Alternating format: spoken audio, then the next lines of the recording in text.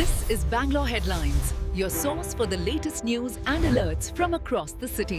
ಚಿತ್ರದುರ್ಗದ ರೇಣುಕಾಸ್ವಾಮಿ ಕೊಲೆ ಪ್ರಕರಣದಲ್ಲಿ ಬಿಗ್ ಟ್ವಿಸ್ಟ್. ತನಿಖೆ ಮಾಡ್ತಿದ್ದ ಕಾಮಾಕ್ಷಿಪಾಳ್ಯ ಇನ್ಸ್ಪೆಕ್ಟರ್ಗೆ ಸಂಕಷ್ಟ. ನಟ ದರ್ಶನ್ ಸೇರಿದಂತೆ ಹಲವು ಆರೋಪಿಗಳನ್ನು ಒಳಗೊಂಡ ಚಿತ್ರದುರ್ಗದ ರೇಣುಕಾಸ್ವಾಮಿ ಕೊಲೆ ಪ್ರಕರಣದಲ್ಲಿ ಮತ್ತೊಂದು ಮಹತ್ವದ ತಿರುವು. ತನಿಖೆ ನಡೆಸುತ್ತಿದ್ದ ಕಾಮಾಕ್ಷಿಪಾಳ್ಯ ಪೊಲೀಸ್ ಇನ್ಸ್ಪೆಕ್ಟರ್ ಗಿರೀಶ್ ನಾಯಕ್ ವಿರುದ್ಧ ಸುಳ್ಳು ಸಾಕ್ಷಿ ಸೃಷ್ಟಿ ಮತ್ತು ದಾಖಲೆಗಳಲ್ಲಿ ದೋಷಾರೋಪಣೆ ಆರೋಪಗಳು ಎದ್ದಿವೆ.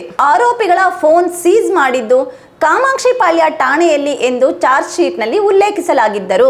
ಸೀಸ್ ಫೋಟೋಗಳಲ್ಲಿ ಠಾಣೆಯ ಫ್ಲೋರಿಂಗ್ ಮಿಸ್ ಮ್ಯಾಚ್ ಆಗಿದೆ ಎಂಬ ಆರೋಪ ಕೇಳಿಬಂದಿದೆ. ಆರೋಪಗಳ ವಿವರ: ಆರೋಪಿಗಳಾದ A3 Puttaswamy, A5 Nandish, A10 Vinay, A11 Nagaraju, A12 Lakshman, A13 Deepak ಮತ್ತು A14 ಪ್ರದೋಷ್ ಅವರ ಫೋನುಗಳನ್ನು ಕಾಮಾಕ್ಷಿಪಾಳ್ಯ ಠಾಣೆಯಲ್ಲಿ ಪಂಚರ ಸಮಕ್ಷಮದಲ್ಲಿ ಸೀಸ್ ಮಾಡಲಾಗಿದೆ ಎಂದು ಚಾರ್ಜ್ ಶೀಟ್ನಲ್ಲಿ ಹೇಳಲಾಗಿದೆ.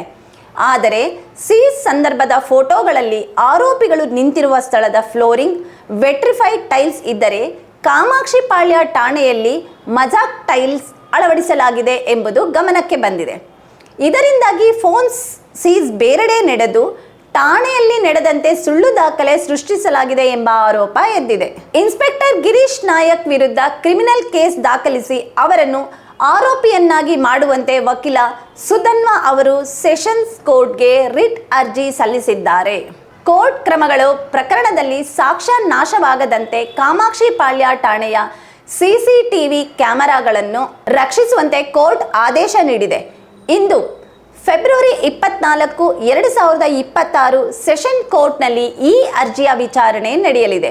ಇದು ಪ್ರಕರಣದ ತನಿಖೆಯ ನಂಬಿಕಾರ್ಹತೆಯ ಮೇಲೆ ಪ್ರಶ್ನೆ ಎಬ್ಬಿಸಿದೆ. ಪ್ರಕರಣದ ಹಿನ್ನೆಲೆ ಚಿತ್ರದುರ್ಗದ ರೇಣುಕಾಸ್ವಾಮಿ ಕೊಲೆ ಪ್ರಕರಣವು ನಟ ದರ್ಶನ್, ಪವಿತ್ರ ಗೌಡ ಸೇರಿದಂತೆ ಹಲವು ಆರೋಪಿಗಳನ್ನು ಒಳಗೊಂಡಿದ್ದು ತನಿಖೆಯಲ್ಲಿ ಹಲವು ತಿರುವುಗಳು ಬಂದಿವೆ. ಇನ್ಸ್ಪೆಕ್ಟರ್ ಗಿರೀಶ್ ನಾಯಕ್ ಮೊದಲು ತನಿಖಾಧಿಕಾರಿಯಾಗಿದ್ದರು ಮತ್ತು ನಂತರ ಮತ್ತೆ ತಂಡಕ್ಕೆ ಸೇರ್ಪಡೆಯಾಗಿದ್ದರು.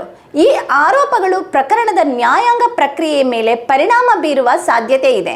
ಪ್ರಕರಣದ ಮುಂದಿನ ಬೆಳವಣಿಗೆಗಳನ್ನು ನಿರಂತರವಾಗಿ ಗಮನಿಸಲಾಗುತ್ತಿದೆ. ಹೆಚ್ಚಿನ ಮಾಹಿತಿಗಾಗಿ ಸ್ಥಳೀಯ ಕೋರ್ಟ್ ಅಥವಾ ಅಧಿಕೃತ ಮೂಲಗಳನ್ನು ಸಂಪರ್ಕಿಸಿ. Subscribe channel for latest update.